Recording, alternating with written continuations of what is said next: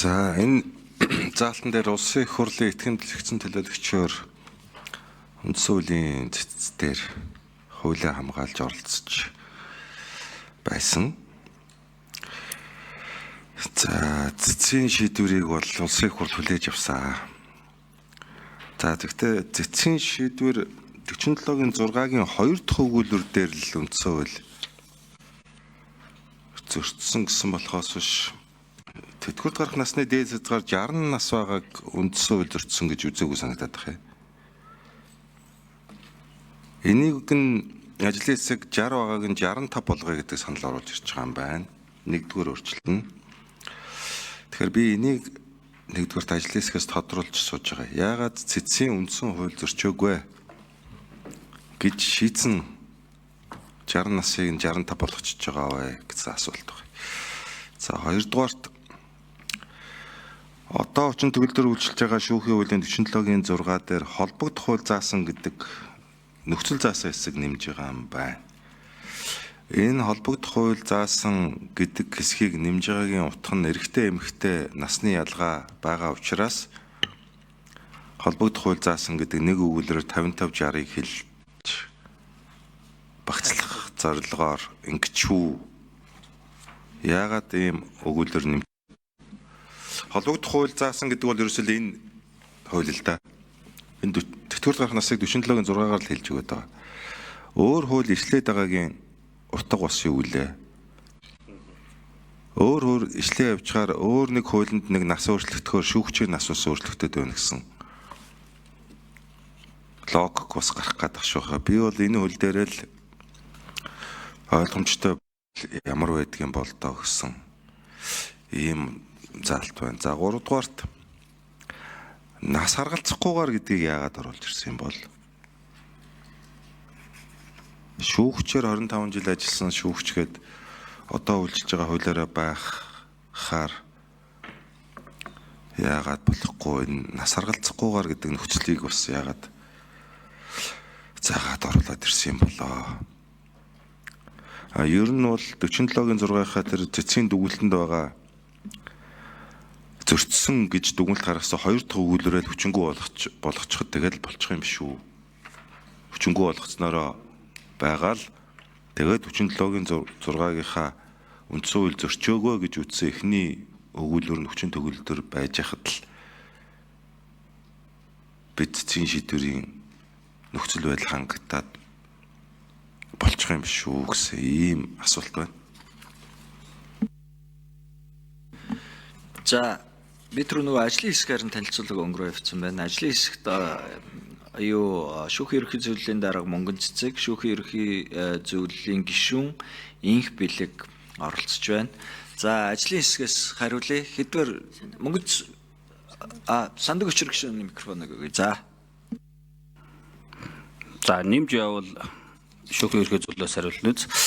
За эдгээр гишүүний асуултанд хариулъя. Яг зөв асуулт асууж байна.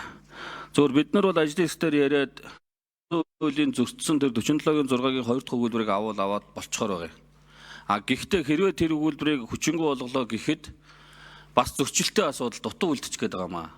60 насаараа. Гэтэл одоо төрийн албаны хуулиараа төрийн албаны одоо насны дээд хязгаар 65 гэж байж байгаа.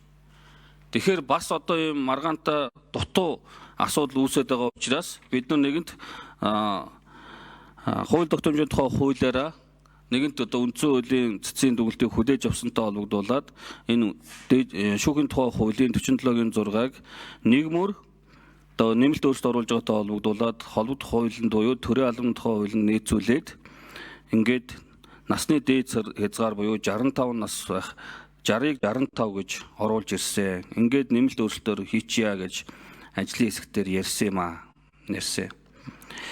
За шүүхийн тухай хуулийн 47-гийн 6, 47-гийн 7 хоёр маань бас их одоо байгаа мөрдөж байгаа хууль маань бас 47-гийн 7 өөрөө бас их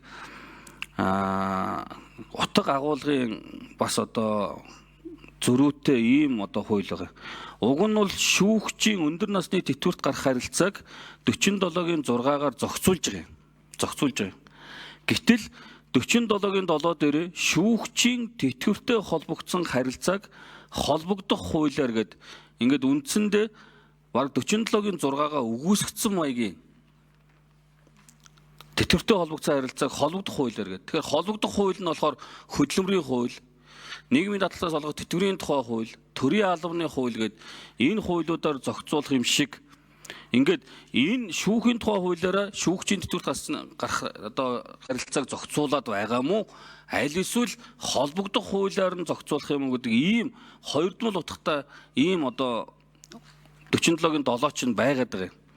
Тэгэхээр бид нар 60 насын 65 болгоод за одоо байгаа мөрдөгж байгаа тэр үндсэн хууль зөрчсөн гэдэг заалч нь бол эрэгтэй эмэгтэй ялахгүйгээр 55 нас гэд ингээд хүрсэн болгоцсон байна. Гэтэл хөдөлмөрийн төрийн албаны хууль хөдөлмөрийн хуулийн дээр чинь эмэгтэй 4 хүүхэдтэй эмэгтэй шүүгч одоо төрийн албаны хуулиар тэтгэврт гарах боломж байгаа байхгүй нэгтгэсэн.